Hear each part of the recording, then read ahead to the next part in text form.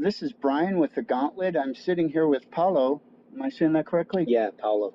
Paolo of the band Trivium. How you doing today, man? Doing very well. Very, very well. You guys have been pretty much heavy, really working really hard. You've got a very busy tour schedule. Yes. How long have you guys been on the road? This tour has been about 2 weeks, and we go till December 8th. So it's full U.S. and a good amount of Canada. Oh, awesome. I've spent a great deal of time catching up with all things Trivium. I spent much of the day doing that, really trying to immerse myself. And this new record, the Sin and the Sentence. Sin and the Sin and the Sentence.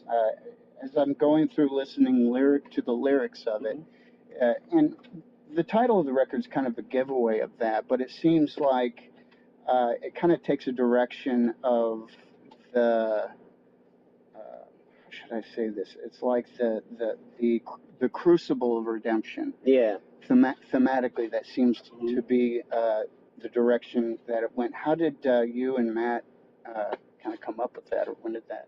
I mean, I guess like we were writing it for over about a year and a half before we started actually getting into the rehearsal room and putting all the songs together with the lyrics and everything. But it was sort of like kind of talking about what we wanted the record to be and just talking about, where the band was at and where we felt like where we were doing good stuff, where we could do better, and just kind of figuring out what we wanted this record to be. And, I think it was a natural progression with just like, the world kind of going crazy around us.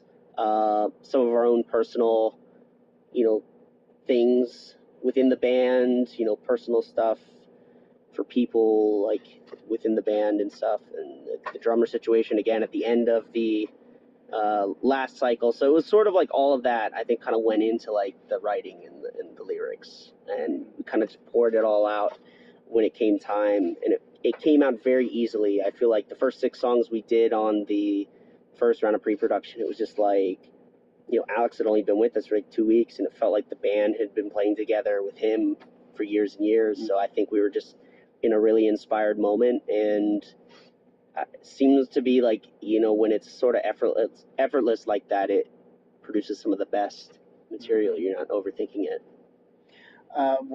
Another thing that really stuck out with me with this record is, the transitions. In a lot of bands in your genre that go from, particularly when Matt's singing has really gotten well ever since, he got through his thing with his voice. I can really hear that. Yeah. And one thing I love about this record is those transitions are so smooth and they make sense. Yeah. And it seems to me, even at a music theory level, it seems like you're not trying to follow any the rules. You guys are just being yourselves, and it makes sense. It's cool. And how each song just kind of grows almost into a crescendo. Yeah. It'll take one theme and it'll just go with it. What's that been like for you guys the last 8 to 10 years, really developing that? I mean, each record is sort of a learning experience. You get to the end of the record and you kind of think about what, you learned from it, what went really right, what you could have done better. But I feel like every time you go into a record, it's like you're taking all of that with you. And with this record, which was sort of like getting back to some of the more aggressive side of our sound, but also taking all that like songwriting, song-focused, melodic approach that we had on the last record, and just taking that as well with us. And it was sort of like merging the two things together.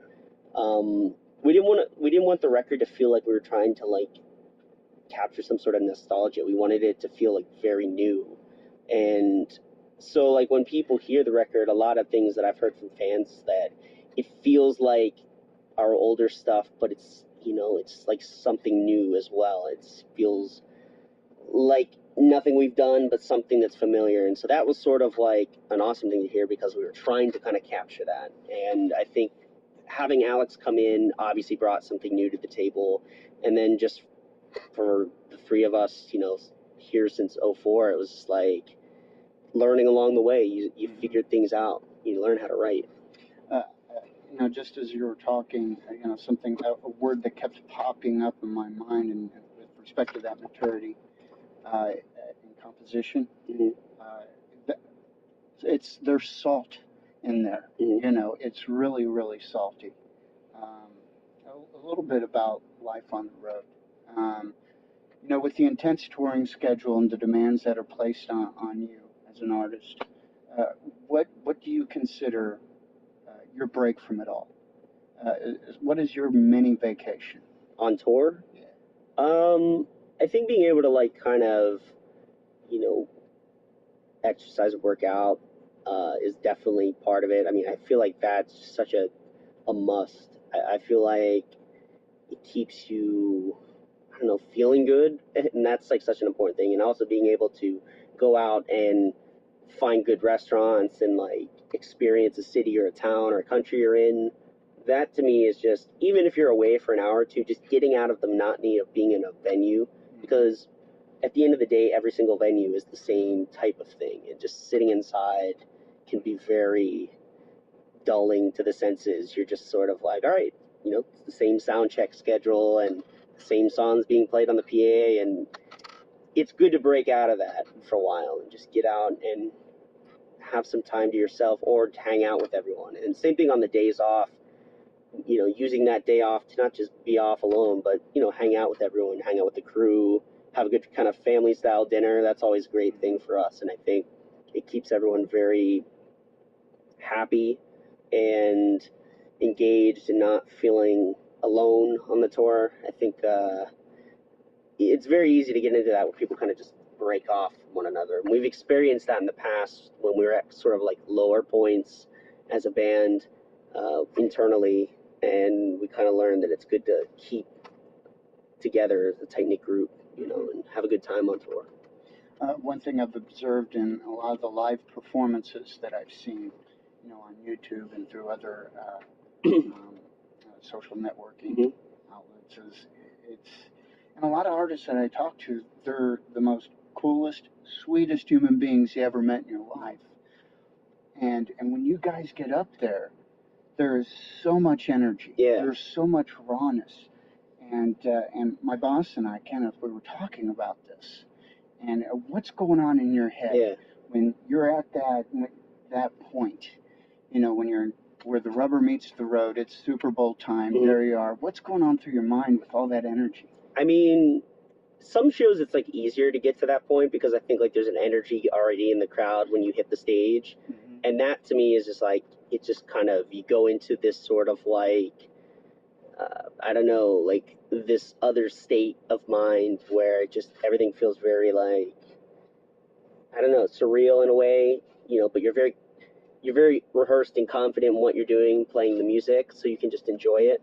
But sometimes you have to work for it, and I feel like you have to be able to always turn that on no matter what, even if a crowd is just like stone faced, because not every crowd is going to be moshing and stuff. Like, people enjoy music in different ways, and I've always felt like, sometimes I think you have to remember, it's like people come in, it's like they paid to watch you however they want to watch you, it's like you have to kind of put on your show no matter what. You have to learn that you have to be this incredible entertainer no matter what the circumstances are. And that's really helped us, because when we've done tours that like crowds are just like not receptive right away, like if we're supporting, or if we've done festivals where it's a really new crowd, you just learn to just act like they are the craziest crowd, like Vakken open air style, no matter what. And that helps a lot if you can just kind of channel that. If it's the greatest crowd or not, I think people appreciate it, because the crowd that maybe wasn't moving around that much, they're going to go home and be like, that was an awesome show, that was the best I've ever seen. And that's what we're there for. We have to be able to get into that mindset. And for me, it's like, I just enjoy playing music, so to be able to get up there every night is such a great, fun release every day. And you can't take that for granted. Not many people get to get up there and have that sort of experience 30 times in a month and a half, and we're very thankful. And this tour has been one of our best U.S. tours ever. So we're letting it all out. I think this has probably been the most intensity we've put into the set in a long time. It just feels good, you know, like Alex is just slaying it at the kit back there, so the rest of us don't have to worry about anything but just engaging the crowd. Right on. Tell me about that moment when you decided that doing what you're doing right now, when you decided that this was what you wanted to do. What was that moment, and what was it like for you? I mean, the first tour I did with Trivium definitely, I would say, was the moment I decided, like, I want to make this work.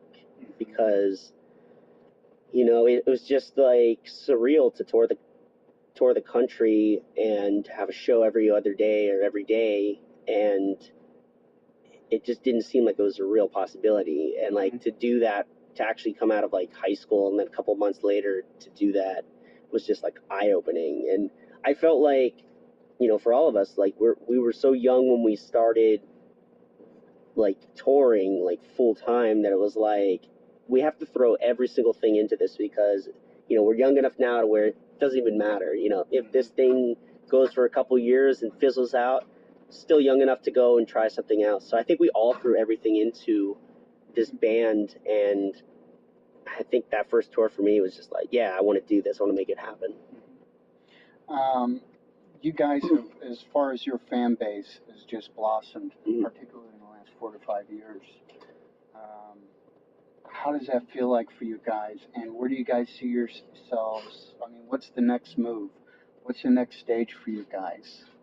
I mean, I think the reason that it's blossomed is because we decided a couple years ago that, you know, you cannot bet everything on one type of crowd. Like, I would say, you know, maybe 6-7 years ago, you could probably comfortably tour with sort of like what I would consider like the Ozfest Mayhem crowd, which is like, you could do those tours in the summer, then you could go do your own tour and probably pull a good amount of people from like that audience.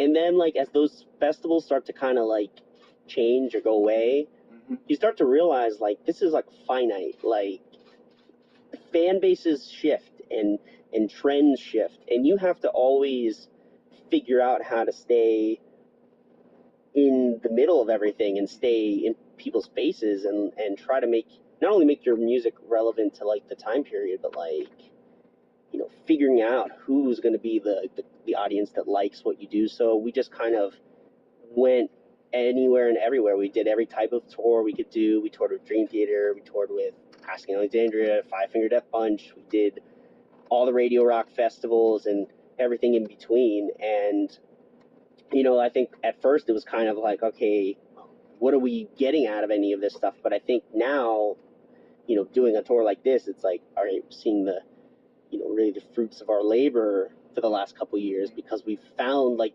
you know, people that listen to different types of stuff that really get what we like, or get what we do and like what we do, and are willing to come out and see us now. And so that's kind of been the game plan. And it's the same thing now. I mean, every record you come out, everything changes. You have to kind of just keep figuring out new ways to get yourself out there and keep growing the band. That's the goal, at any cost. Well, something that you made me think about is you guys do reach out to a lot of different subgenres of metal, and even pulling in a lot of people that are just hard rock type people. It seems like every single subgenre, if it's metalcore, technical death metal, you know, to more just straightforward, you know, traditional metal. You guys pull them all in, and I really love that about you guys. I've always thought that it takes a very special band to do that. Well, listen, Paolo, thank you so much for spending time with me. Can't wait to see your set. Thank you very much.